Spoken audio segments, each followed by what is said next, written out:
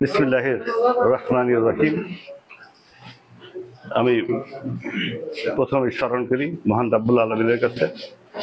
মহান রাব্বুল আলামিনের অশেষ রহমতে দলীয়ভাবে আমি বিশ্বাস করি আমার যোগ্যতার আলোকে ছাত্র জীবন থেকে যে যোগ্যতা ছিল, দীর্ঘ 42 বছর 1984 সাল থেকে ঢাকা বিশ্ববিদ্যালয়ের ছাত্র নেতৃত্ব দিয়ে আসা, যুব দলের নেতৃত্ব দিয়ে আসা, ঢাকা মহানগর 90-এর গণঅভ্যুত্থান থেকে শুরু করে এই স্বৈরাচারী শেখ হাসিনার ফ্যাসিস্ট সরকারের বিরুদ্ধে আন্দোলনের সক্রিয় ভূমিকা পালন করার সুযোগ হয়েছে।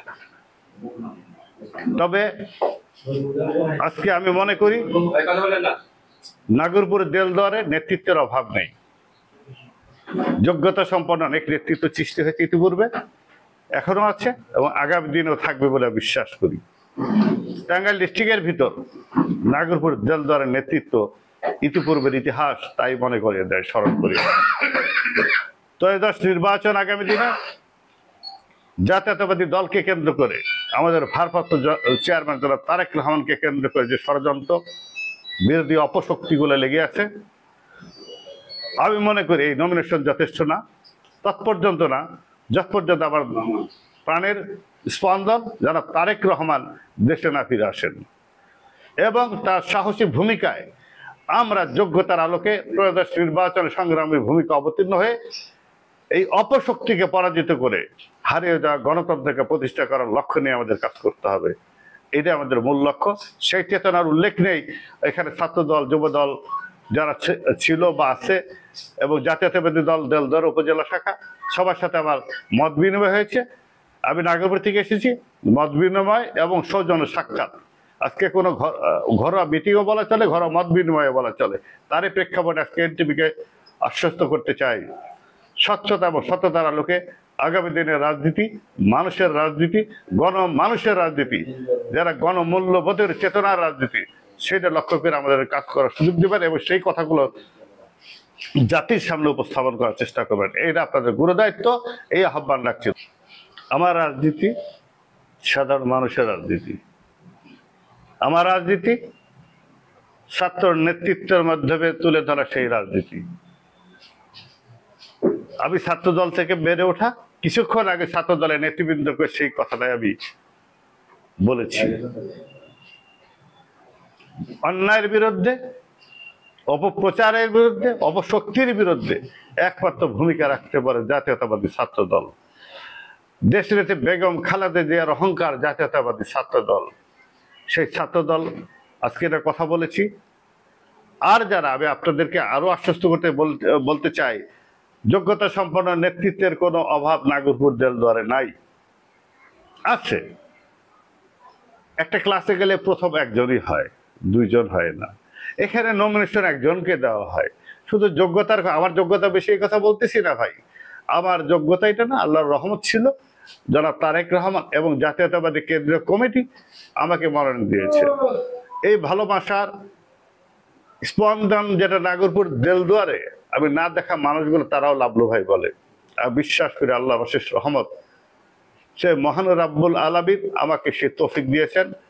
জাতীয়তাবাদী দলের কেন্দ্রীয় কমিটির থেকে, স্ট্যান্ডিং কমিটির নেতৃত্বের থেকে জনাব তারেক রহমান যোগ্যতার আলোকে আমাকে বেছে নিয়েছেন। তার জন্য আমি জানাই শুকরিয়া মহান রাব্বুল আলামিনের কাছে এবং ধন্যবাদ জানাই জনাব তারেক রহমানকে।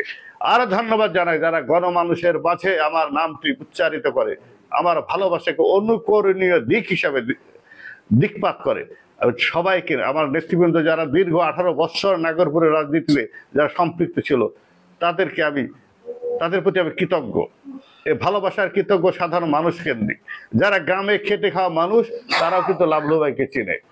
টাকা দিয়ে রাজনীতি হয় না, টাকার রাজনীতি স্থায়িত্ব পায় না। আমি টাকা দিয়ে রাজনীতি করি না, আমি শ্রম, মেধা, ঘাম দিয়ে, ভালোবাসা দিয়ে রাজনীতি করতে চাই। এর আলোকে আমার আগামী দিনের রাজনীতি, এবং আমি মনে করি মানুষ স্থায়িত্বশীল না, অস্থায়ী জীবন আবার চলে যেতে পারি। আমার আর একটা বার্তা, যে প্রত্যেকটা বাংলাদেশের প্রত্যেকটা উপজেলায় যেখানেই হোক, নমিনি কেন্দ্রিক রাজনীতি জাতীয়তাবাদী দলের নমিনি যিনি হন, দ্বিতীয় সারির নেতা তৈরি হতে দেন না। এটা আমি এই ধারাবাহিকতা ব্রেক করবো ইনশাল্লাহ। 1, 2, 3 সারিবদ্ধ যোগ্যতার আলোকে নেতৃত্বে চলে আসবে। পরিবারতন্ত্র রাজনীতি আমার তরফ থেকে থাকবে না। আমি নাই, আমি রাজনীতি করেছি, আমার বউ করবে, আমার সন্তান করবে, হবে না হবে না হবে না। আমি চাই যোগ্যতার লোকে 30 বছর 40 বছর যারা রাজনীতি করে আসে, যারা যোগ্যতা সম্পন্ন সততার লোকে তারা নেতৃত্বে বেরিয়ে আসবে ইনশাল্লাহ, এটাই আমার আশ্বস্ততা। আর একটা কি যে প্রশ্ন করলেন,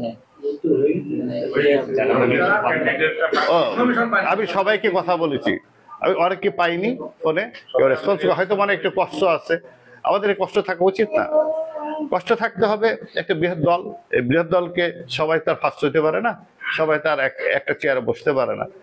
ওই যে মহান রাব্বুল আলামিন সুযোগ দিয়েছেন আমাকে, আমি তো কখনোই বলি না আমার নেতৃবৃন্দকে পাবো, কখনোই বলি নাই।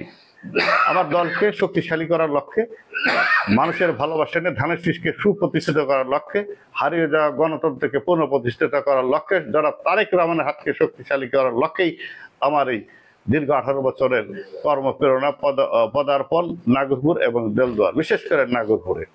তো যাই হোক, আগামী দিনে আমি সাধারণ মানুষের কাছেই পাশে থাকবো। ওই আমি বলেছি বড় চেয়ারটা আমার নয়, ওর চেয়ারটা এখানে নির্দিষ্ট করা, সেটা ওই বলবে। সম্মানিত লোককে সম্মান দিতে হবে। আজকে পদে ভারী হয়ে গেলাম, ছোট জুনিয়র বয়সে আমি তাকে ছোট করতে পারি না, এটা আমার বিবেকের তাড়না। আর সর্বত্র ভাবে সম্মানিত লোক সম্মানিত জায়গায় থাকবে, ছোট সে ছোট পরিসরে থাকবে। আমি সেই ছোটদের সাধারণ মানুষের কাতারে রাজনীতি করতে চাই, সাধারণ মানুষের ভালোবাসা নিয়ে বেঁচে দেখতে চাই, এবং আমার মৃত্যু হবে ওইভাবে ইমানি কায়দায়। এই দোয়াই সবার কাছে আমি কামনা করি। মৃত্যু হয় যেন একজন মুসলমান হিসেবে, মৃত্যু হয় যেন একজন নেককার আমলদার হিসাবে, এটাই আমার চাওয়া এবং পাওয়া। ধন্যবাদ। আসসালামু আলাইকুম।